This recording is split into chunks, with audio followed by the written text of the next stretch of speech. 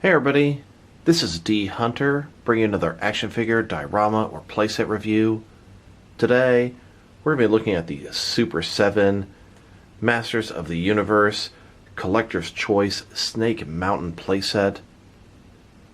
Now, I got the Castle Grayskull playset from Mattel many years ago. I was always hoping Mattel was going to release a Snake Mountain in the same scale. Unfortunately, it never happened. Super 7 ended up taking the Master of the Universe license from Mattel, and it says it's a fan's choice, so I assume there was some kind of vote here, and this is what we got. This thing looks to be huge and massive. Now, I will confess, I am not a He-Man collector, just a casual He-Man fan. I bought this playset for two reasons. Number one, it's going to go into my Batman world and be Ra's al Ghul's lair. And number two, it's going to be my Cobra lair in my G.I. Joe classified world. So, let's check out the packaging here. This thing is huge. You can see the Snake Mountain on the front. So here's the massive box this thing came in. Not only is it huge and awkward, but it's pretty heavy. The shipping label on the front claims it's 41 pounds. I got to watch a FedEx guy carry it up to my house like it was nothing. I included a McFarlane DC Multiverse Batman figure at the bottom left corner. That's a 7-inch scale figure. Just wanted to show you how large and massive this box is. And here's my cat going crazy on top of this box as I left it alone for just a few minutes here. Here it is, out of the box, still wrapped in plastic. This box is every lick as big as the box it came shipped in. It looks like it's got that snake head, drawbridges, all kind of features the original Snake Mountain had. I had the original Snake Mountain playset, but I sold it off about a year ago as it was just too small for the scale figures I'm into. But it looks like it's going to have all the same features and then more for a much larger size figures. On the front of the package, it says Masters of the Universe Classics, Snake Mountain, Evil Stronghold of Skeletor. It gives you a description of all the different action features, and then describes the measurements. 36 inches tall, 48 inches wide, but doesn't really tell you how deep it is. Here's one side of the packaging, showing you all the different action features Snake Mountain includes. Here's the other side of the package, giving you a brief description of Snake Mountain. And if you wanted to read about Snake Mountain, go ahead and pause now. Here's the back side of the packaging, showing you all the contents. Here would be the top of the package, and here would be the bottom of the package. Not much going on here.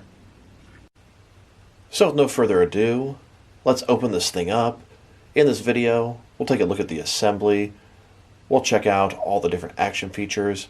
We'll check out the measurements, the height, the depth, the width of this thing.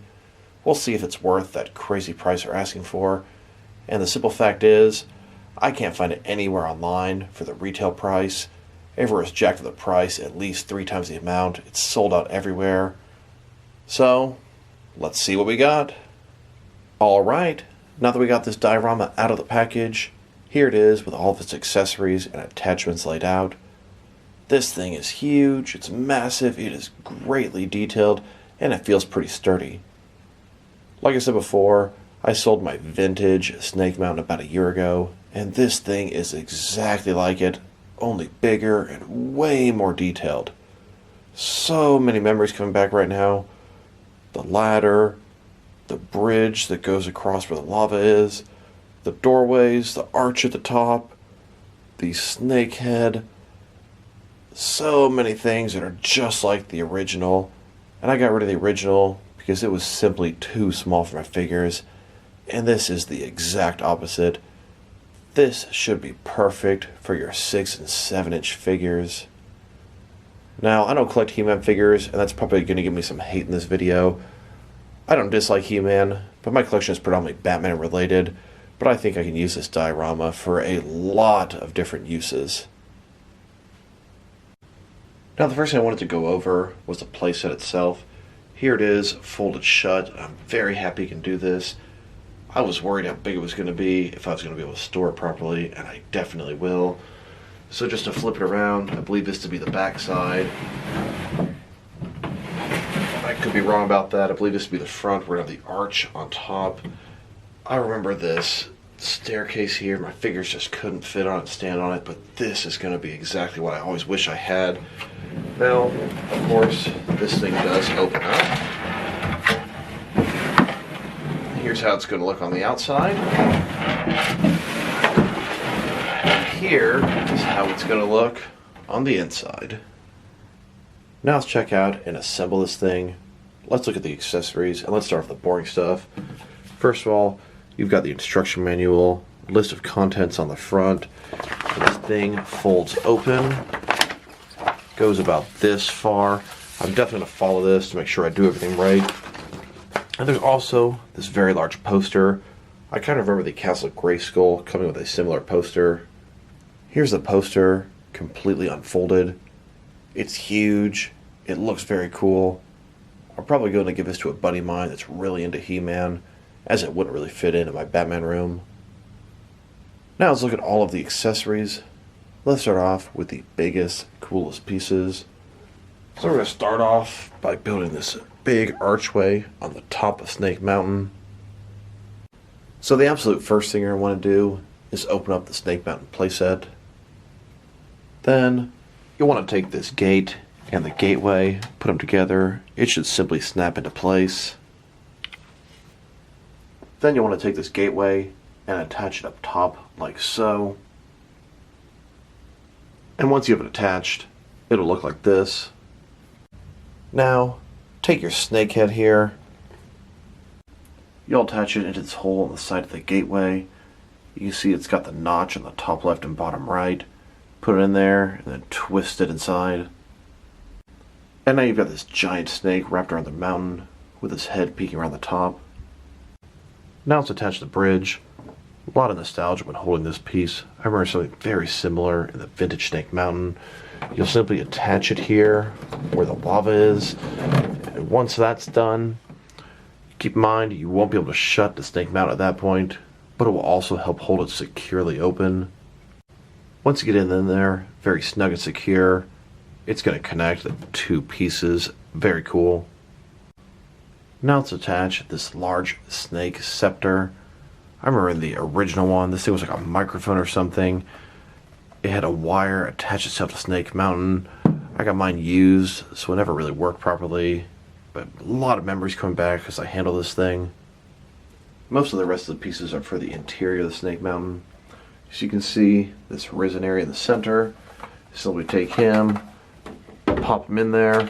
I do notice on this thing, it actually opens up as well.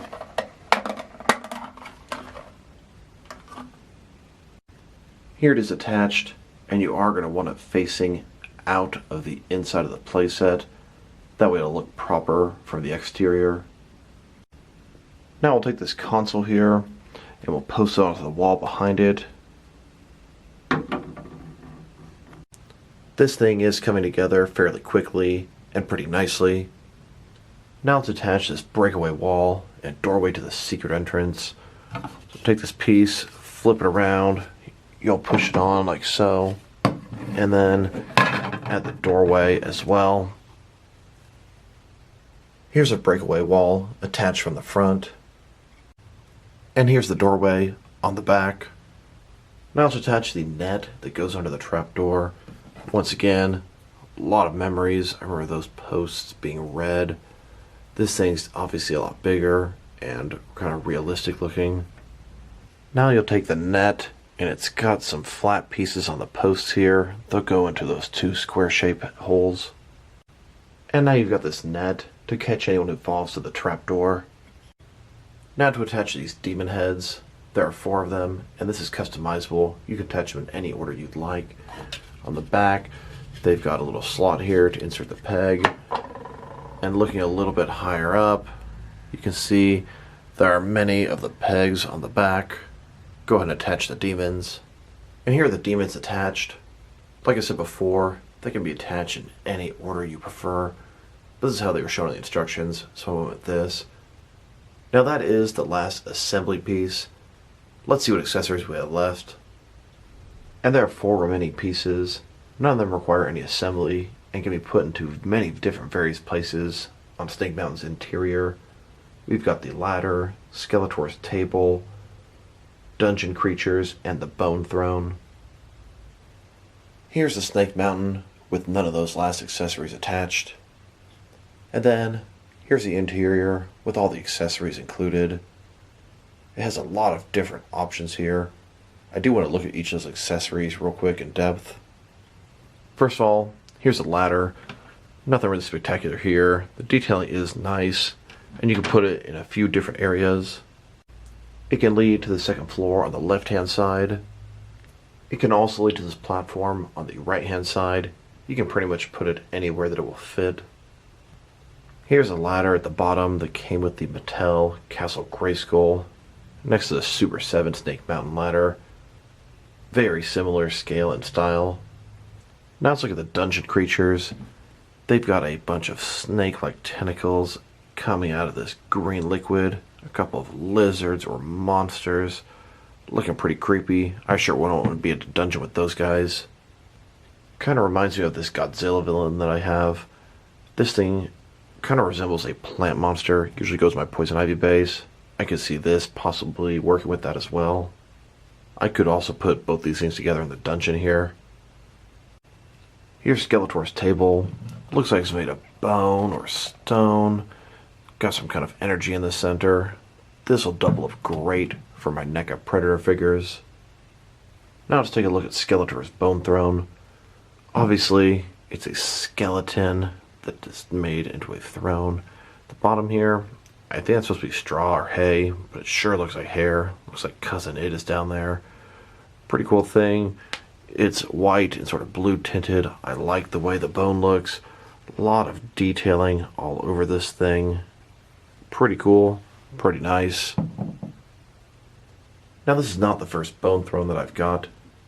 Here it is, next to a couple of Fig Lot 1/12 scale Death Skull thrones. I got these from Amazon. They're from some third-party type of customizer, if I were to guess. I don't think they're from any officially licensed company, but a very cool thing for your Predator figures, and a lot of other action figures can get use out of this as well. And here it is, next to a few different NECA bone thrones for the Predator figures. This is an officially licensed, absolutely fantastic piece. I've got one for each of the clan leaders in my Predator collection. Now that we've got this thing fully assembled, here's a Snake Mountain playset from the front. And here it is from the back. Let's take a closer look at it. So I just wanted to point out all the paint and texturing and weathering detail. All the different colors and shades. Little bat head here on top of the gateway. Animal head there.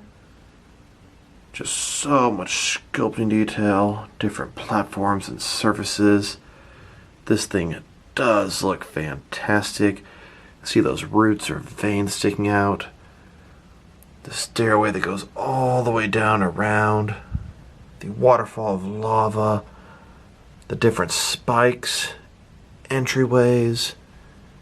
This thing has so much detail. It is quite impressive to look at. And here's a closer look at the interior. Considerably less detail, a lot softer on the inside of the rocks. The platform looks great. Bottom, little basic, just plain straight purple plastic. I wouldn't have minded a piece to go in front of all this. It does look great, the rock surfaces. But like I said before, the inside detail of the rocks, a lot softer than on the front. But overall, a lot of great detail in this thing. An absolutely amazing collector's gem. Now let's check out the measurements of this thing. It says some stuff on the box, but to get the full measurements would have been very helpful to know if I can accommodate this thing. So, as far as how tall it is at this point, about 20 inches tall. At the tallest point, sitting at about 41 inches tall. As far as how wide it is, sitting at about 39 inches wide. And then as far as how deep it is, it's about 10 inches deep. Now let's check out all the action features, and let's start off with the exterior. So for starters, you've got this gateway at the top, and you can open the door to the inside of the Snake Mountain. You've got this entrance on the front side that leads to the interior. Not exactly an action feature, but well worth looking at. Batman starts to climb his way to the top of the mountain, making that long journey. As he continues to make his way up the mountain, he's crossing the bridge in front of a waterfall of lava, and he continues to make his way to the top of the mountain. And here he is, reaching the top. And if he doesn't want to go through all the trouble of climbing up the mountain, you can always have Batman come here and go through the breakaway wall and open the door behind there. Better hope he doesn't get captured along the way. We've got these functioning shackles here. Very nice. There's also this scepter on the top that can rotate back and forth. And then the final action feature on the front is going to be this creature's face sticking out of the mountain. It has an articulated jaw, open and shut. You can put your figure in there and clamp it down on him.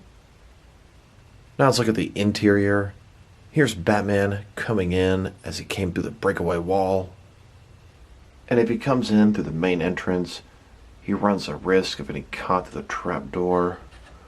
You gotta rotate a little piece under here, and that will release the door, allowing him to fall through, to fall into the net below.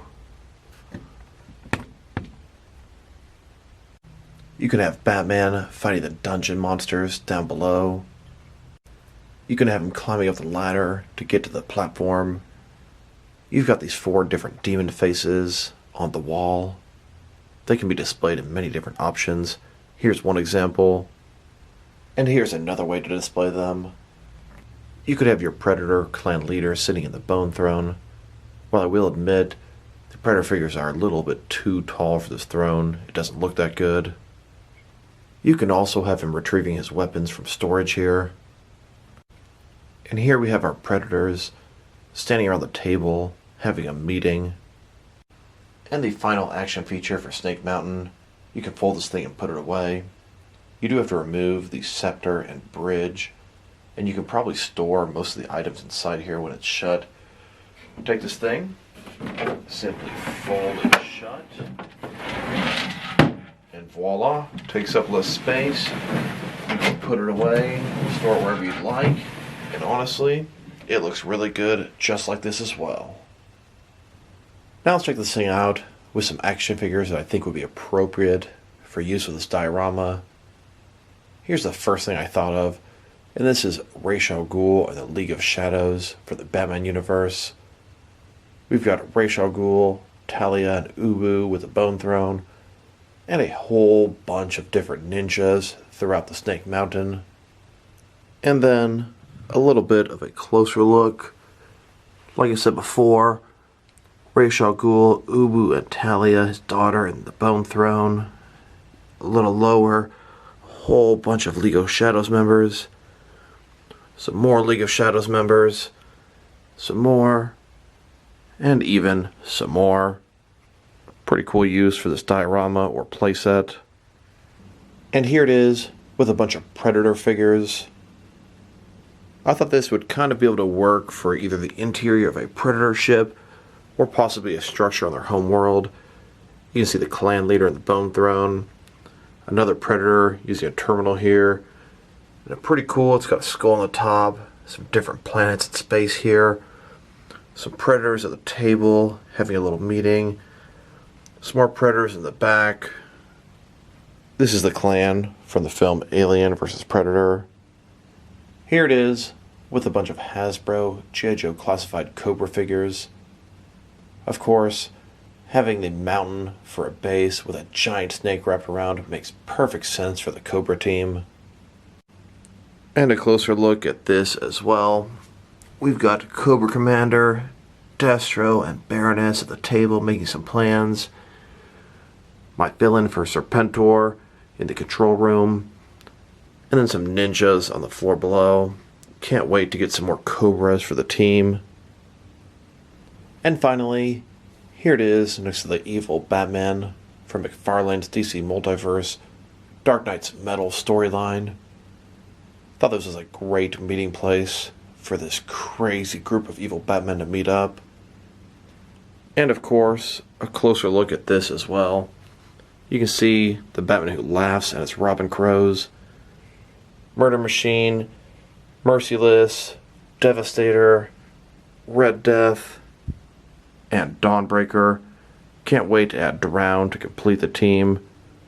The Dark Knight's Metal. Here it is, next to the Mattel Masters of the Universe Castle Grayskull. This is a huge piece when Mattel had the line. This is pretty much the good guys' equivalent of Snake Mountain. It's done for the same scale, as you can tell by looking at them. I will say, Snake Mountain is considerably larger. Here are both the play sets folded up.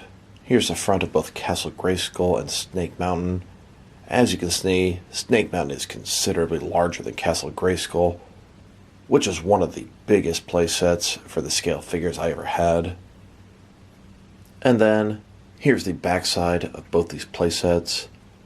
Both of them are very impressive. Now, both these play sets or dioramas look absolutely fantastic when folded up.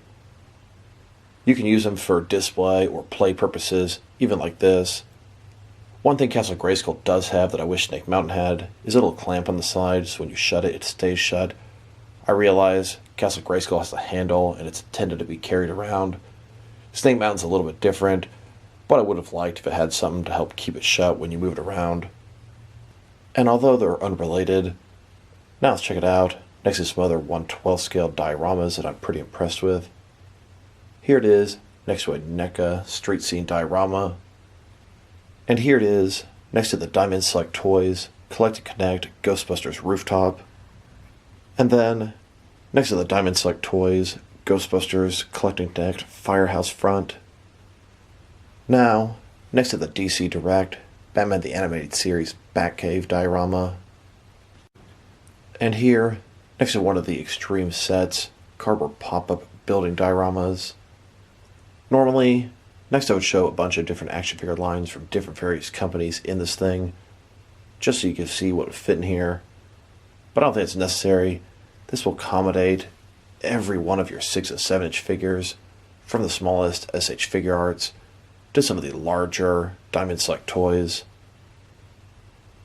And I will say, as much as I'm about to complain about the cost of this thing, if I go back in time, I would still get it. It's a very nice piece. It's only going to be way more expensive down the road. Happy to add to my collection, and I'm going to get a lot of use out of this thing. So overall, this is a great diorama. Back in 2013, Mattel offered the He-Man Castle Grayskull from Matty Collector for $250 plus taxes and shipping. I had a really hard time pre-ordering that. Seemed so expensive at the time. Ended up ordering it. I've had it for a long time, and I love it. It's a great playset. But then you look at this thing, and don't get me wrong, it is so much bigger. But it was a total of $600. And sure, they had the payment plan, which made it a whole lot easier. But is this thing worth that? Is it worth more than twice the Castle Grayskull price? I'd say no. I don't think Castle Grayskull was worth its price, but this thing, it should have been $200 less, my word. Don't get me wrong, this is a holy grail and a gem for any action figure collector out there. You might think I am absolutely crazy because I'm not even a He-Man collector, and maybe that's the case, but I'm going to find an absolute ton of things to do with this playset in my overall action figure world. I can think of so many uses. So if I were to rate this thing, I'd give it a very solid 8 out of 10. I'd probably give it a 9 out of 10 if it wasn't for the fact that I felt like I got robbed and I let it happen. So this is D Hunter. Thank you guys for watching this video. If you liked the video, press like below. If you have anything you want to say about the video, add to the comment section. If you want to see additional action figure and diorama reviews from me, press subscribe. I do appreciate when you do that. Once again, this is D Hunter. Thank you guys for watching this video, and I will talk to you guys real soon.